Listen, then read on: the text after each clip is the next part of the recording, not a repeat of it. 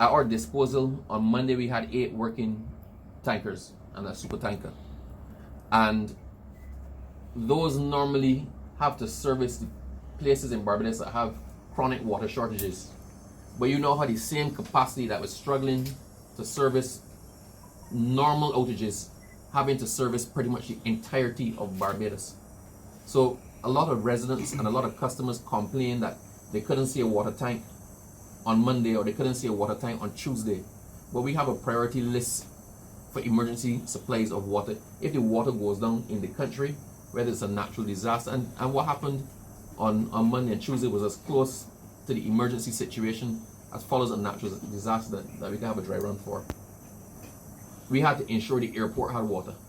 The airport itself, their capacity to store water is about 10,000 gallons of water.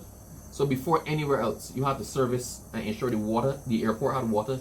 You had to ensure that QEH had water, the district hospitals had water, the police stations had water, the prison had water, the BDF had water.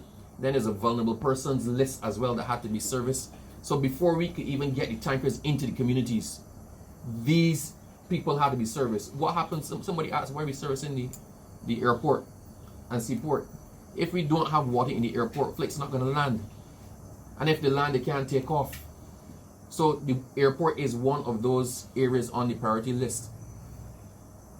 This is a list that has been worked out by the Cabinet of Barbados for emergency situations, with the input and blessing of all the cabinet ministers and all the ministry. Is an accepted priority list in the case of an emergency with a water situation.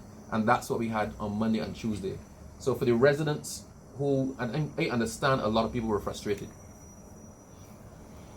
but I can assure you the Water Authority was doing the best that it could. The drivers at the Water Authority were pretty much working around the clock. At points where we had to take the drivers off for reasons of safety. And you can't have a driver working 20 hours because that's when accidents happen. The BDF drivers stepped in and we were able to still ensure the distribution well into the night to try to get water to as many people as possible. So those are some of the challenges that we faced over the last couple of days.